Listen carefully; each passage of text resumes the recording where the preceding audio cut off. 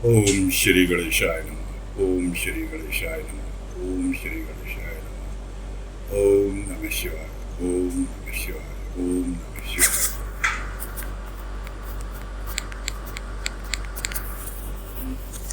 देवी और सब सज्जनों नमस्कार।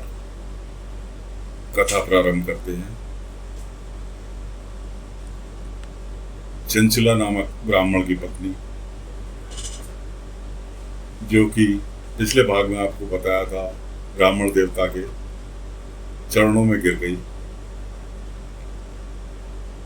कि महाराज मुझे बचाओ।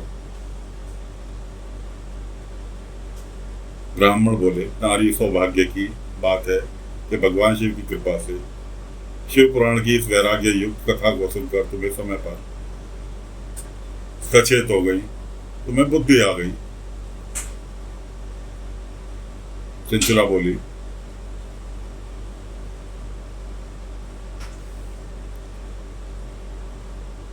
डरो मत। चंचला से पंडित जी बोले कि डरो मत, भगवान शिव की शरण में जाओ। भगवान शिव की कृपा से सारे पाप तत्काल ही नष्ट हो जाते हैं। माई तुमसे भगवान शिव की कीर्ति कथा से युक्त उस परम वस्तु का वर्णन करूंगा जिसे तुम्हें सदा सुख देने वाली उत्तम गति की प्राप्ति होगी। इस तरह से ब्राह्मण देवता जो कथावाचक थे, उन्होंने उससे, चंचला नामक स्त्री से कहा, शिव की उत्तम कथा सुनने से ही तुम्हारी बुद्धि पश्चाताप से युक्त एवं शुद्ध हो गई है एवं तुम्हारे मन में विषयों के प्रति वैराग्य हो गया है। मतलब हर तरह के सुख साधन से तुम्हें वैराग्य हो गया। पश्चाताप ही पापियों के लिए बड़ा प्रायश्चित है। जो पश्चाताप करता है वही वास्तव में पापों का प्रायश्चित करता है। जो पुरुष विधि पूर्वक प्रायश्चित करके निर्भय हो जाता है, वह अपने कुकर्म के लिए पश्चाताप नहीं करता, उसे प्राय उत्तम गति प्राप्त नहीं होती। परंतु जिसे अपने कृतज्ञ पर हार्दिक पश्चाताप होता है, वह अवश्य उत्तम गति का भागी होता है, इसमें संशय नहीं। इस शिव पुराण की कथा सुनने से जैसे चित्त की शुद्धि होती है, वैसे ही किसी दूसरे उपायों से नहीं होती। जिस प्रकार दर्पण साफ करने से पर निर्मल हो जाता है, उसी प्रकार इस शिव पुराण की कथा से चित्त अत्यंत निर्मल हो जाता है, इसमें संशय नहीं। मनुष्य के शुद्ध चित्त में जगदम्बा पार्वती सहित भगवान शिव विराजमान रहते हैं। इससे वह विशुद्धात्मा पुरुष भी साम सदाशिव के पद को प्राप्त होता है। इस उत्तम कथा का श्रवण समस्त मनुष्य के लिए कल्याणकारी बीज है। अतः यथोचित शास्त्रोक्त मार्ग से इसकी आराधना एवं सेवा करनी चाहिए। यह भवबंधन रूपी रोग का नाश करने वाली है। भगवान शिव की कथा को सुनकर फिर अपने हृदय में उसका मनन निध्यासन करना चाहिए। इससे पूर्वतः शुद्धि हो जाती है। कथा सुनने के बाद भोलेनाथ का नमन करना चाहिए। चित्त शुद्धि होने से महेश्वर की भक्ति अपने दोनों पुत्र ज्ञान और वैराग्य भोलेनाथ के दो पुत्र हैं, जिसके साथ निश्चय ही प्रकट होती है। अगर आप अपने मन को शुद्ध कर लेंगे तो ज्ञान और वैराग्य अपने आप आपके अंदर प्रवेश कर जाएगा। तत्पश्चात महेश्वर के अनुग्रह से दिव्य मुक्ति प्राप्त होती है। इसमें किसी प्रकार का संशय नहीं। जो व्यक्ति मुक्ति से वंचित है, उसे पशु समझना चाहिए, क्योंकि उसका चित्त माया के बंधन में बंधा हुआ है। वह निश्चय ही संसार बंधन से मुक्त नहीं हो पाता है। ब्राह्मण पत्नी, इसलिए तुम विषयों से अपने मन को हटा लो और भक्ति भाव भगवान शंकर की इस पावन कथा को सुनो। परमात्मा शंकर की इस कथा को सुनने से तुम्हारे चित्त की शुद्धि होगी और इससे तुम्हें मोक्ष की प्राप्ति हो जाएगी। जो निर्मल चित्त से भगवान शिव के चरण बिंदों की चिंतन करता है, उसकी एक ही जन्म में मुक्ति हो जाती है। यह बात मैं तुमसे सत्य कहता हूँ। सूत जी कहते हैं, शौनक इतना कहकर वो श्रेष्ठ शिव भक्त ब्राह्मण शांत हो गए। उनका हृदय करुणा से आर्द्र हो गया था। वे शुद्ध चित्त वाले महात्मा भगवान शिव के ध्यान में मग्न हो गए। तत्पश्चात उठकर वैराग्य युक्त उस बुद्धि वाली स्त्री जो अपने पापों के कारण आतंकित थी, उस महान शिव भक्त ब्राह्मण के समक्ष हाथ जोड़कर गदगद वाणी में बोली, चंचला नामक ब्राह्मणी, शिव भक्तों में श्रेष्ठ स्वामी आप धन्य हैं, परमार्थदर्शी हैं, आप सदा परोपकार में लगे रहते हैं, अतः मैं श्रेष्ठ साधु पुरुषों में प्रशंसनीय हैं।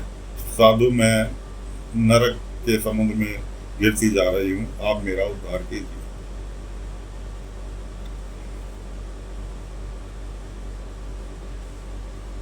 पौराणिक अर्थ तत्व में संपन्न जिस सुंदर शिव पुराण की कथा को सुनकर मेरे मन में संपूर्ण विषयों से वैराग्य उत्पन्न हो गया है, उसी शिव पुराण को सुनने के लिए मेरे मन में बड़ी श्रद्धा उमड़ रही है। सूत जी कहते हैं, ऐसा कहकर चंचला हाथ जोड़कर उनका अनुग्रह पाकर शिव पुराण की कथा को सुनने की इच्छा मन में लिए उन ब्राह्मण देवता की सेवा में तत्पर वो वहां रहने लगी।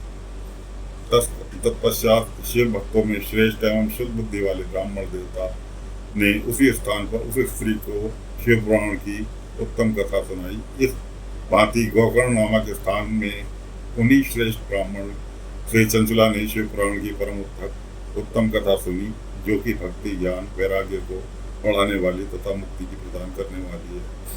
इस परम कथा को सुनकर ब्राह्मण पत्नी अत्यंत कृतज्ञ हो गई और उसका चित्त शीघ्र ही शुद्ध हो गया।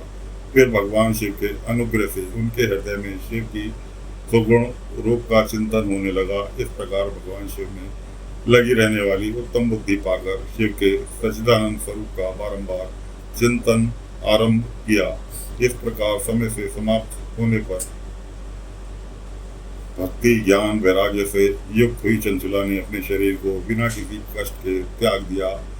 इतने में ही त्रिपुर शत्रु भगवान शिव का भेजा हुआ एक दिव्य विमान द्रुत गति से वहां पहुंचा, जो अपने गणों से युक्त और भांति भांति की शोभा साधनों से संपन्न था।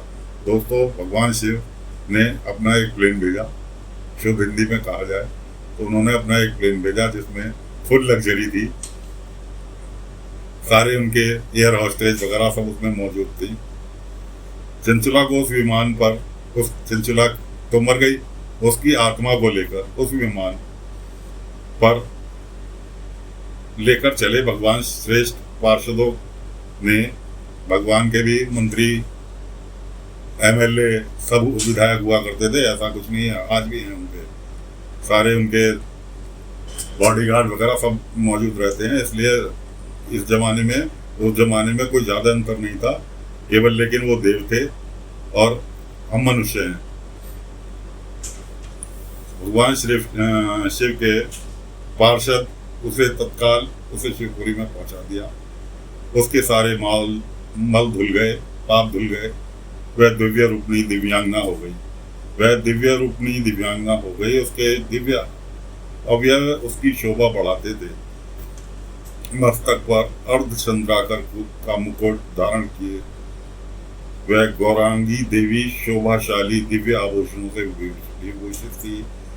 शिवपुरी में पहुंचकर उसने सनातन देवता त्रिनेत्रधारी महादेव जी के साक्षात दर्शन किए। सभी मुख्य देवता उनकी सेवा में खड़े थे। गणेश जी, भृंगी, नंदीश्वर तथा वीरभद्रेश्वर आदि उनकी सेवा में उत्तम भक्ति भाव से उस स्थान पर उपस्थित थे। उनकी अंग कांति करोड़ों सूर्यों की भांति प्रकाशित हो रही थी। कंठ में नील चिन्ह शोभा पाता था। 5 मुख और प्रत्येक मुख में 3-3 नेत्र थे। अर्धचंद्राकार मुकुट मस्तक की शोभा बढ़ाता था। उन्होंने अपनी विभाग भाग में गौरी देवी को बैठा रखा था, जो विद्युत पुंज की भांति प्रकाशित थी। गौरी पति महादेव जी की कांति कपूर के समान गौर थी। उनका सारा शरीर श्वेत भस्म से ढका हुआ था। शरीर पर श्वेत वस्त्र शोभा पा रहे थे। इस प्रकार परम उज्ज्वल भगवान शंकर के दर्शन कर के वह ब्राह्मण पत्नी चंचला बहुत प्रसन्न हुई। अत्यंत पति युक्त होकर उसे भगवान शिव के पर बारंबार प्रणाम किया। फिर हाथ जोड़कर वह बड़े प्रेम आनंद संतोष से युक्त विनीत भाव से खड़ी हो गई। उसके नेत्रों में आनंद के आंसू थे, वे अविरल धारा का प्रवाह होने लगा। उस समय भगवती पार्वती और भगवान शंकर ने उसे बड़ी करुणा के साथ अपने पास बुलाया और सौम्य दृष्टि से उनकी ओर देखने लगे। पार्वती जी ने तो दिव्य रूप धारणी बिंदु प्रिया चंचुला को प्रेम पूर्वक अपनी सखी बना लिया। वह उस परमान धन ज्योति रूप सनातन धाम में अविचल निवास पाकर दिव्य सौख्य संपन्न अक्षय सुख का अनुभव करने लगी। तो साथियों, आज की कथा को यही विराम देते हैं। अगले अंक में फिर हाजिर होंगे कथा लेकर। आपका साथ चाहिए, आपका साथ बना रहेगा, ये श्रृंखला चलती रहेगी। आपको अगर कथा सुन के कुछ ऊपर वाले भगवान भोलेनाथ के प्रति अगर कुछ थोड़ा सा भी लगाव है, चैनल को सब्सक्राइब करना ना भूलें, कमेंट में करना ना भूलें। ओम नमः शिवाय, ओम नमः शिवाय, ओम नमः शिवाय, ओम